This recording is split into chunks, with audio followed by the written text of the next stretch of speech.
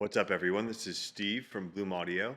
Today we have the Radon 6 from FiR Audio. FiR Audio has been developing a lot of really cool technology, the open acoustic system and kinetic bass, but is it enough to carve out a place among the many great IEMs out there right now?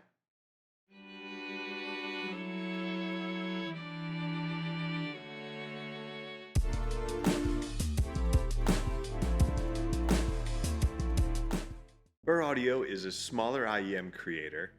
They're celebrating their 5-year anniversary with the release of Radon 6. Now, Radon 6 is kind of the culmination of their Frontier series. And that Frontier series, think, like space, the final frontier, boldly going where no one has gone before, and that sort of vibe. Some of the ideas, like Atom XS or the open acoustics balanced armature design, share some DNA with things like 64 Audio Apex and TIA, but others are more unique to FiR Audio, like the kinetic bass system. So let's take a look at how FiR Audio puts all of these pieces together to make a really incredible IEM in Radon 6.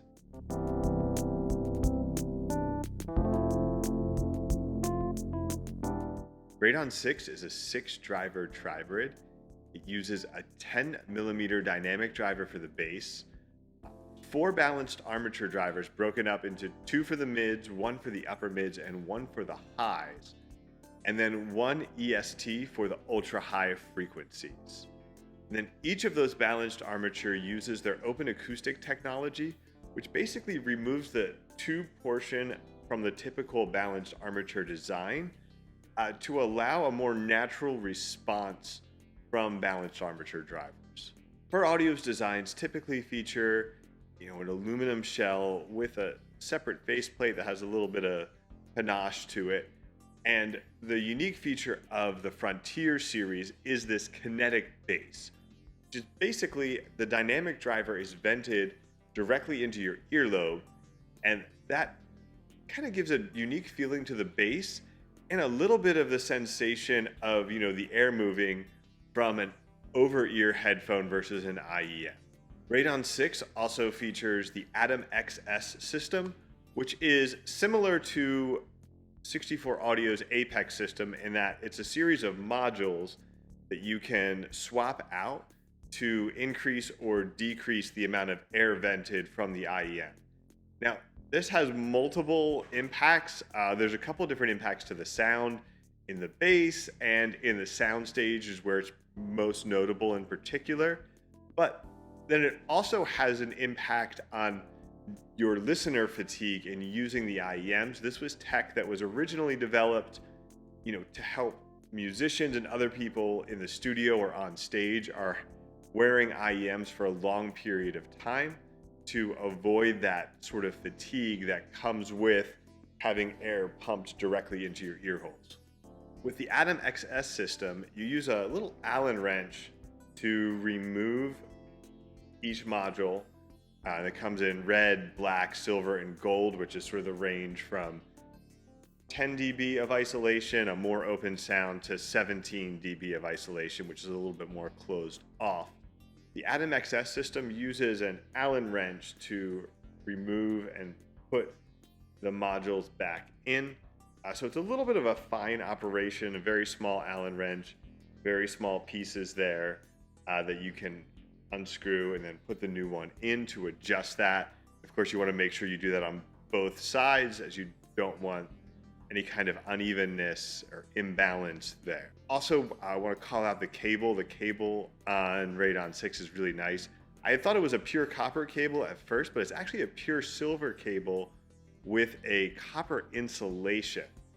So almost like the reverse. You see a lot of silver-plated copper. It's not really copper-plated silver, but it's a silver cable that looks like a copper one. So when you put these pieces all together, how does it sound?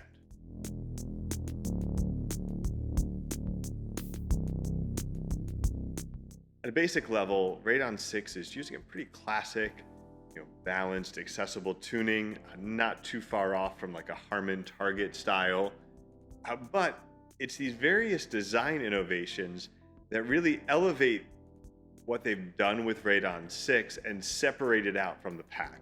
The bass is where this is most notable. So there is, just a slight lift in the sort of the lower bass into the sub bass, not really a lot of extra mid bass.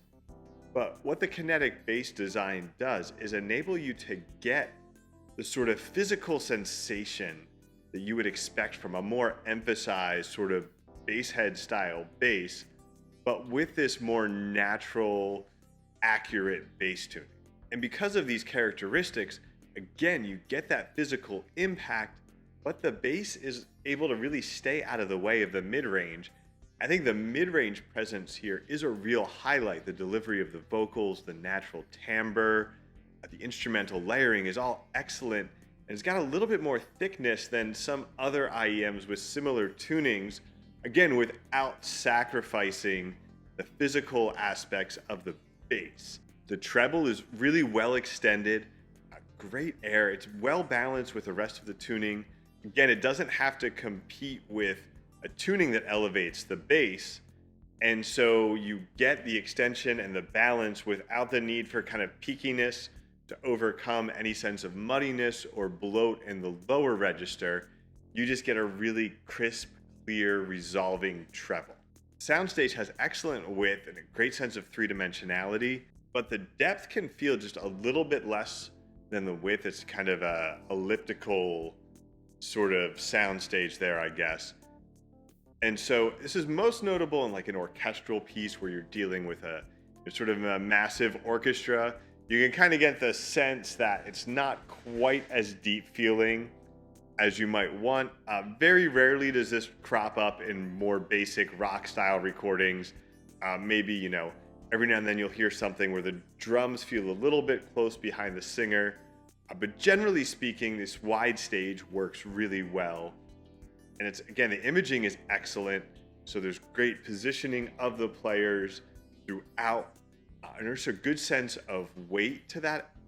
And it balances those aspects of, the wide stage, the large sense of scale without feeling exaggerated, and also while allowing those intimate moments to feel right as well.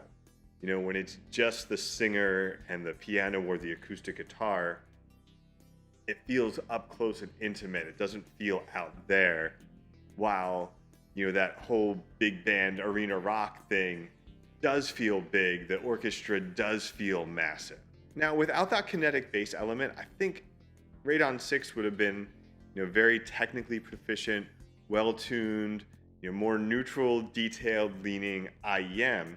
Maybe a little boring, I'm not sure, without that bass element, but what the kinetic bass tuning adds to it, you get all of those characteristics, and then you get the fun and excitement along with the accuracy from that dynamic physical impact of the kinetic bass.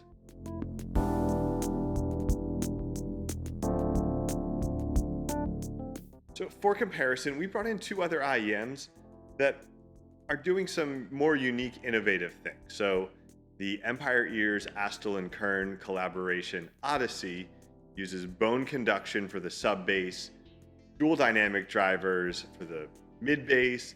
Then it has, balanced armature and EST drivers for the mids, treble, upper treble, and all of that. And then we have the FiR Audio Trifecta, which is a totally different animal that uses 3 dynamic drivers to deliver a really unique, powerful sound. Now, Odyssey's bone conduction driver is designed to really give you those super low sub bass regions without having to have a big elevation in the tuning towards the sub bass. And they succeed in this brilliantly. I had their previous use of that technology in the Legend Evo. Again, just a great sense of deep, low bass without muddying up anything else. And Odyssey does that as well. Odyssey does add a little more mid bass than Legend Evo did, and maybe muddies things up a tiny bit by giving you a little bit more punch in the mid bass. And so it's giving you some of that sub bass information that Radon 6 isn't really delivering. where Radon 6 sounds more natural. There's a kind of a greater feeling of realism in Radon 6's bass delivery. And I think that makes Odyssey feel more appropriate with more electronically produced tracks, stuff that's basically making sounds that go beyond what typical acoustic instruments can make, while Radon 6 is a little bit stronger when you're dealing with, more acoustic instruments, orchestral instruments, and that sort of thing in there. Now, Trifecta doesn't go quite as deep with the sub bass, but it does give just a really rich, textured bass. And there's a smoothness to Trifecta's bass as well that I don't know if either Odyssey or Radon can really match that, the smoothness and warmth of Trifecta's bass there. What is interesting is pretty much everyone who's heard Trifecta will comment on how the soundstage really feels like an over-ear headphone soundstage.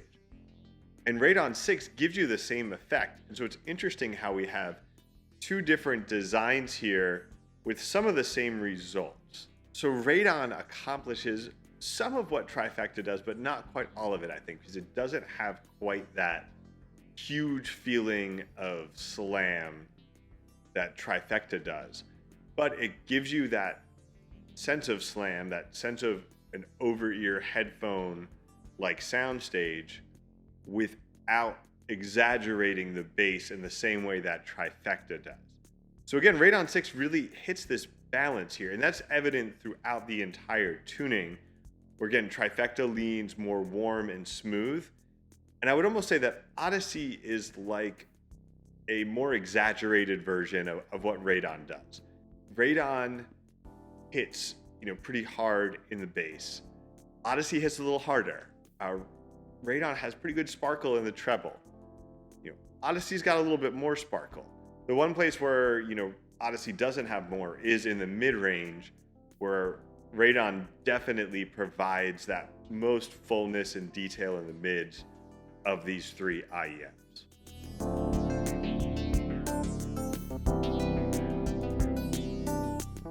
Recently, I had an opportunity to spend some time demoing a variety of, $3,000, $4,000, $5,000 flagship IEMs.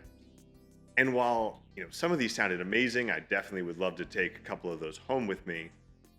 After a while, I just kind of felt like everything was Harman neutral, but, this was a bass boosted Harman. This was a slightly bright Harman. This was a Harman with a focus on imaging. And so the overall sound and texture remained very much the same across multiple brands, even across price points, with just these little unique characteristics that each IEM kind of claimed as its own.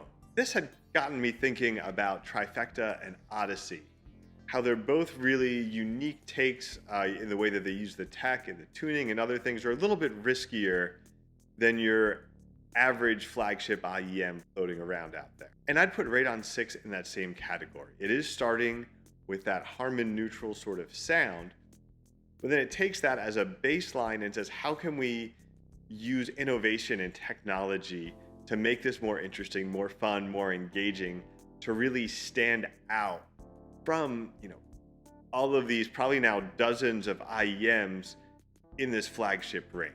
What makes Radon 6 stand out isn't just, they threw a bunch of buzzwords and new tech and design elements at an IEM to see what sticks.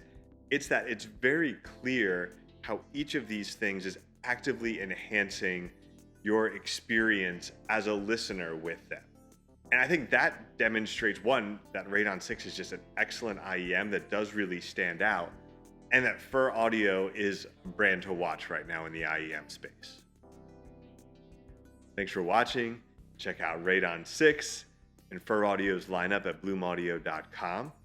Be sure to like and subscribe, and we'll be back soon with more high-fidelity audio content.